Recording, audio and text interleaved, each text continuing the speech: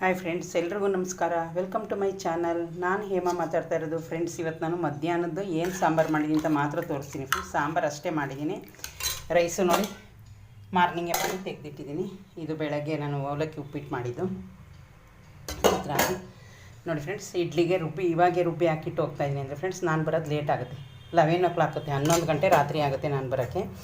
ಅದಕ್ಕೋಸ್ಕರ ಇದು ಕಾಫಿ ಸ್ವಲ್ಪ ಕಾಯಿಸಿದೆ ಫ್ರೆಂಡ್ಸ್. ಅದು ಇನ್ನೂ ಕಾಫಿ ಆಗಿದೆ ನೋಡಿ. ಇಲ್ಲಿ ಹಾಲು ಕಾಯಕ್ಕಿಟ್ಟಿದ್ದೀನಿ ಕುಡಿಯೋಕ್ಕೆ. ಇದು ಬಂದು ಫ್ರೆಂಡ್ಸ್ ಇಡ್ಲಿಗೆ ನಾನು ಆವಾಗಲೇ ರುಬ್ಬಿದ್ದೀನಿ, ಯಾಕಂದರೆ ನಾನು ಈವ್ನಿಂಗ್ ಬರೋದು ತುಂಬ ಲೇಟ್ ಆಗುತ್ತೆ. ಅದು ನೆನಿಬೇಕಲ್ಲ ಇಡ್ಲಿ ಇಟ್ಟು, ಅದಕ್ಕೋಸ್ಕರ ನಾನು ಅದರಲ್ಲಿ ಇಡ್ಲಿ ಏನಿಲ್ಲ, ಅದು ರವೆದು ಉದ್ದಿನ ಬೇಳೆ ರೈಸು ರುಬ್ಬಿ ಮಾತ್ರ ನಾನು ಇಟ್ಟಿದ್ದೀನಿ. ಆಲ್ರೆಡಿ ಇಡ್ಲಿದು ಇಟ್ಟು ರೆಡಿ ಮಾಡಿ ಇಟ್ಟಿದ್ದೀನಿ ಫ್ರೆಂಡ್ಸ್. ನೋಡಿ, ಅದು ಮುಚ್ಚಿದರೆ ಮುಗೀತು.